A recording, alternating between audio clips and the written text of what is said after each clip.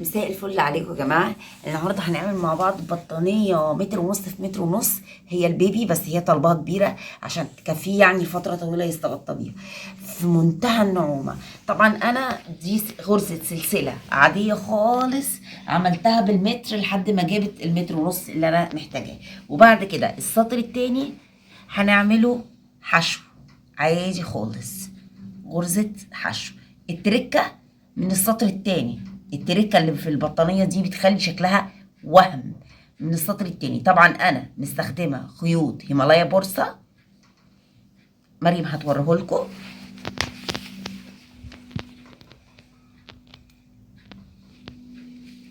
وعلى فتلتين عشان الخيط الفتله الواحده ضعيفه جدا، وهي بطانيه يعني عايزاها يكون عندها غنى، تكون غنيه، فبالتالي انا بشتغل على فتلتين.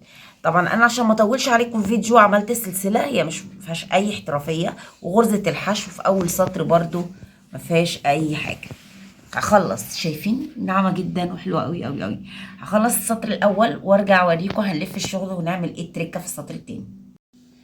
احنا قلنا احنا شغالين بهيمالايا بورصة على فتلتين عشان الخيط الفتلة الواحدة زي ما انتم شايفين سمكها ضعيف جدا، فالاتنين مع بعض ماشيين مع الإبرة. الإبرة رقمها 15، شغالة بإبرة رقم 15. ما تخافيش من سمك الإبرة لأنها حلوة جدا في الغرزة اللي أنا بعملها ديت على الفتلتين على دبل. فاحنا هنعمل ايه؟ احنا وصلنا كده لآخر السطر، عملنا حشو وهنقلب الشغل، وبعدين هنخش في الحلقة الخلفية من كل غرزة وهنعمل حشو اهو.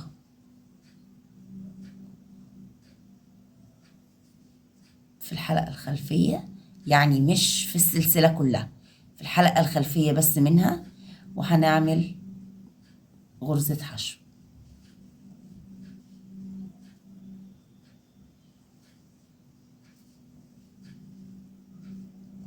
شكلها تحفة، الخيط هش، الإبرة عطياله وسع كده وجمال. الغرزة دي بقى مش هتبان، احنا خدنا من الحلقة الخلفية بس، فهيبقى فيها بروز بين كل سطر وسطر، بس مش هتبان الا بعد 3 4 سطور. احنا هنكرر العملية دي في كل السطور، يعني هنلف لحد الاخر ونقلب الشغل ونطلع بغرزة بارتفاع سلسلة، ونرجع نعمل في الحلقة الخلفية بتاعة الغرزة اللي هتقابلنا، فهيبقى فيه تمويج في الشغل، هيبان بعد سطرين 3 حاجة اوريه لكم. انا دلوقتي وصلت بيها زي ما انتم شايفين. طبعا انا قلت لكم ان هي متر ونص في متر ونص. شايفين شكل الغرز بقى عامل ازاي؟ بقت كده جميله وفيها بروزات قد ايه ناعمه وقد ايه لطيفه. انا لسه مكمله بالشكل ده لحد ما اوصل بيها متر وربع، متر وربع، لان بعد المتر وربع هنعمل كنار كله داير ما يدور. هيعمل حاجتين الكنار، هيظبط كل الحوافي بتاعتها، وهيعملوا بريد امامي وبريد خلفي، هيديها شكل وهم، وهنركب لها كور بومبوم، هتبقى تحفه فنيه تتهادى بقى، يعني تبقى هديه بصراحه تحفه. هي اصلا اللي واخداها هديه البيبي، وهتبقى ان شاء الله هنمشي مع بعض نعمل الكنار سوا ونركب كور بومبوم سوا ونشوف النتيجه النهائيه مع بعض. احنا دلوقتي خلصنا متر 35 في متر 35. انا بقى دلوقتي عايزه اكملها متر ونص في متر ونص بالاطار. الاطار ده هيعمل حاجتين، اول حاجه هيظبط قياساتها، وتاني حاجه هنعمله بريد امامي وبريد خلفي، هيخليها تحفه، هيخليها عندها شخصيه حلوه كده وجميله، وتظبط الجناب كلها تبقى زي بعض. اوكي، ازاي؟ هنسمي الله. احنا كده هنرتفع. القطيفة حساس جدا، لازم نكون ايه متوخيين الحذر واحنا ايه شغالين بيه. اهو في كل غرزة هتقابلنا هنعمل ايه نص عمود. احنا شغالين بفتلتين، مش هينفع نعمل ايه عمود، هنشتغل نص عمود داير ما يدور البطانية كلها اهو.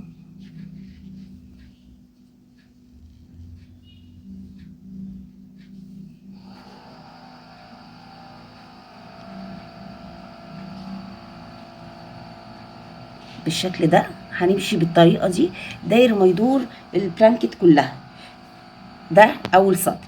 السطر اللي بعد كده هبدا اوريكم ازاي نخليه بقى كانها ضفاير، اتنين بارد امامي واتنين بارد خلفي، هتبقى كاننا عاملين الكنار بتاع البطانيه على هيئه ضفيره، متبانش الا بعد 3 4 سطور.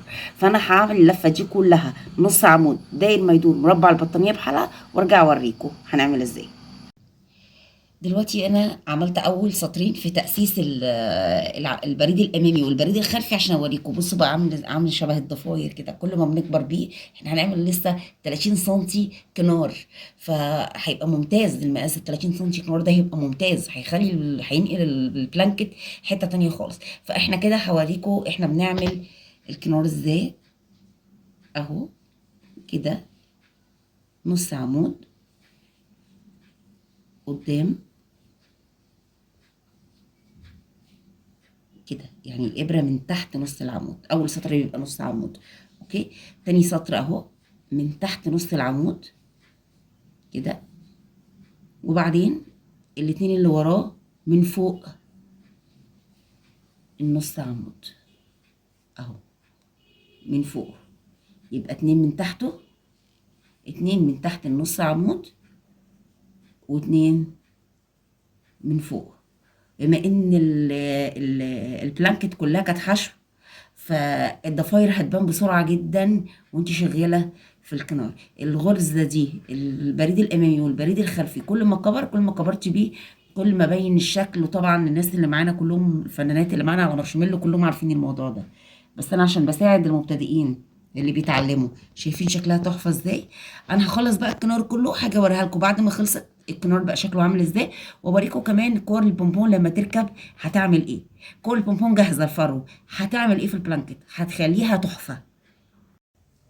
زي ما قلت لكم اهو كده. بصوا بقت عامله زي ما تكون ضفاير اهو، الاربع سطور زي ما تكون ضفاير. ظبطت البلانكت جدا. الكور البونبون اعطيتها شكل تحفه لطيف بشكل مش طبيعي، مفيش اسهل من كده.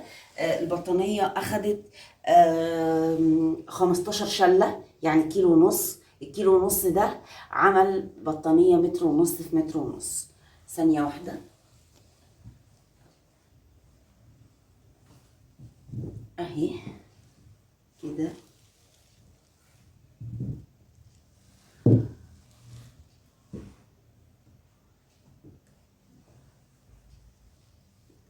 شكلها رائع رائع رائع بجد. والكنار عمل لها تحفه قوي، خلاها تحفه قوي، عمل لها تحفه قوي. خدتوا بالكم ان عمل لها تحفه قوي دي؟ عمل لها شكل مظبوط وجميل. كور البونبونات بتاعتها. لو الفيديو عجبكم متنسوناش بقى في لايك للفيديو، ولو اول مره تشوفونا يا ريت تشتركوا في القناه وتفعلوا زر الجرس للكل.